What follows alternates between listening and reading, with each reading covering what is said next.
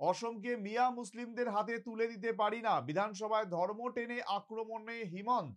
14 বছরের নাবালিকাকে ধর্ষণের ঘটনায় প্রতিবাদে উত্তাল অসম। 14 বছরের নাবালিকাকে ধর্ষণের ঘটনার প্রতিবাদে উত্তাল অসম। প্রাইভেট শিক্ষকের কাছে পড়া শেষে বাড়ি ফেরার পথে দশম শ্রেণীর ছাত্রীকে তুলে গিয়ে ধর্ষণ করে 3 দুষ্কৃতী। ঘটনাটি নওগাঁ জেলার।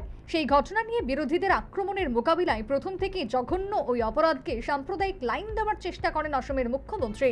মঙ্গলবার একেবারে সরাসরি মুসলিমদের নিশানা করেন মুখ্যমন্ত্রী।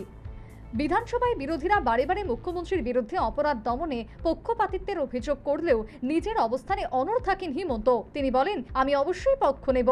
আমি বলতে চাই, অসমকে মিয়া মুসলিমরা দখল নিক, এটা আমি হতে দিতে পারি না। হিমন্ত প্রশ্ন তোলেন, কেন নিম্ন অসমের মানুষ উজান অসমে বসবাস শুরু করেছে? এর উদ্দেশ্য কি?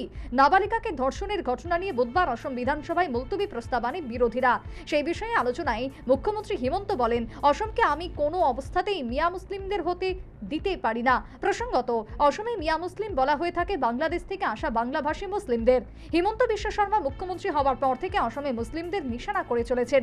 রাজ্যের জনসংখ্যা বৃদ্ধি, নাবালিকা বিয়ে বেড়ে যাওয়ার দায় মুসলিম সম্প্রদায়ের উপর চাপিয়ে দিয়েছেন অসমের মুখ্যমন্ত্রী। এই বিষয়ে নতুন আইন আনার কথাও জানিয়েছেন অসমের মুখ্যমন্ত্রী।